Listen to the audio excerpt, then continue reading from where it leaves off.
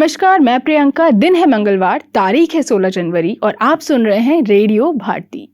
सबसे पहले हेडलाइंस। प्रधानमंत्री नरेंद्र मोदी आज से आंध्र प्रदेश और केरल की 2 दिन की यात्रा पर। अयोध्या में श्री राम जन्मभूमि परिसर में रामलल्ला की मूर्ति के प्राण प्रतिष्ठा का अनुष्ठान आज से। ट्रंप ने आयोवा कॉकस जीता, बाइडेन से दोबारा मुकाबले के लिए पेश किया शुरुआती दावा। सिंगापुर में भीषण सड़क हादसा, भारतीय मूल की लड़की की हुई मौत, 3 गंभीर रूप से हुए घायल। चेन्नई, मुंबई और बेंगलुरु से सीधा पहुंचेंगे अब आप जन्मभूमि अयोध्या। चेन्नई, मुंबई और बेंगलुरु से सीधे पहुंचेंगे अब आप राम जन्मभूमि अयोध्या। किसान क्रेडिट कार्ड बनवाने के लिए जरूरी है ये डॉक्यूमेंट्स। रांची में महिला ओलंपिक हॉकी क्वालिफायर्स के अंतिम पूल मैच में आज भारत का मुकाबला इटली से होगा। इंडिया ओपन बैडमिंटन टूर्नामेंट आज से नई दिल्ली में शुरू होगा। अब खबरें विस्तार से। प्रधानमंत्री नरेंद्र मोदी आज से आंध्र प्रदेश और केरल के 2 दिन के दौरे पर रहेंगे। वे आंध्र प्रदेश में राष्ट्रीय सीमा शुल्क, अप्रत्यक्ष कर एवं नारकोटिक्स अकेडमी के लिए नए परिसर का उद्घाटन करेंगे। इस अवसर पर वे भारतीय राजस्व सेवा और भूटान की सिविल सेवा के प्रशिक्षु अधिकारियों से भी मिलेंगे। प्रधानमंत्री आज शाम कोची पहुंचेंगे और एड़ाकुलम जाने के दौरान रोड शो करेंगे। श्री मोदी कल सुबह त्रिशूर में गुरुवायूर मंदिर और त्रिप्रयाग श्री रामास्वामी मंदिर में दर्शन और पूजा अर्चना करेंगे। वे कोची के वेलिंगटन द्वीप में एक कार्यक्रम में 4,000 करोड़ रुपए से अधिक की 3 परियोजनाओं राष्ट्र को समर्पित करेंगे। अयोध्या में रामलल्ला की प्राण प्रतिष्ठा का अनुष्ठान आज से प्रारंभ होगा। यह 21 जनवरी तक चलेगा। 22 जनवरी को प्रधानमंत्री नरेंद्र मोदी की उपस्थिति में प्राण प्रतिष्ठा समारोह आयोजित किया जाएगा। अमेरिका के पूर्व राष्ट्रपति डोनाल्ड ट्रंप रिपब्लिकन पार्टी के तरफ से राष्ट्रपति पद की उम्मीदवारों की पहली रेस जीत गए हैं। 15 जनवरी को आयोवा प्रांत में रिपब्लिकन पार्टी की पहली कोकस का आयोजन किया गया। इस कोकस के नेताओं में डोनाल्ड ट्रंप को जीत मिली है। जनमत सर्वेक्षणों में ट्रंप की बढ़त को देखते हुए उनकी जीत लगभग तय थी।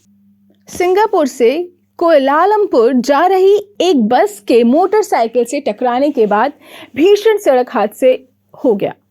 इस हादसे में भारतीय मूल की एक लड़की की मौत हो गई, जबकि 3 अन्य घायल हो गए। यह घटना शनिवार को हुई। दुर्घटना के समय बस में कुल 28 यात्री सवार थे। हादसा होने के बाद बस में भीषण आग लग गई। एयरलाइन कंपनी स्पाइसजेट अपने यात्रियों को अब सीधे राम जन्मभूमि अयोध्या पहुंचाने की सुविधा देने जा रहे हैं। कंपनी अगले महीने यानी 1 फरवरी से चेन्नई, बेंगलुरु और मुंबई से अयोध्या के लिए नॉन स्टॉप फ्लाइट की सुविधा देंगे।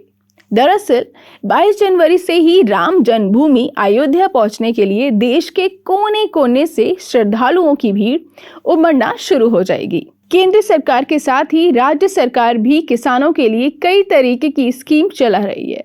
सरकार द्वारा जहां एक और पीएम किसान सम्मान निधि योजना चलाई जा रही है, वहीं किसान क्रेडिट स्कीम भी शुरू की गई है। किसान क्रेडिट स्कीम में किसानों को कम उच्च ब्याज दर लोन मिलता है। रांची में आज महिलाओं के ओलंपिक हॉकी क्वालिफायर मुकाबले में भारत और इटली की टीम आमने सामने होगी। यह दोनों टीमों का अंतिम पूल मैच होगा। यह मैच 7:30 से खेला जाएगा। इस टूर्नामेंट में अमेरिका से 1-0 से हार के बाद भारत ने दूसरे मैच में न्यूजीलैंड को 3-1 से हराकर शानदार वापसी की और साथ ही यह भी सुनिश्चित कर लिया कि सेमीफाइनल्स के लिए दौड़ में बने रहेंगे। सेमीफाइनल में शीर्ष 3 टीमों में ओलंपिक के लिए पात्रता हासिल होगी।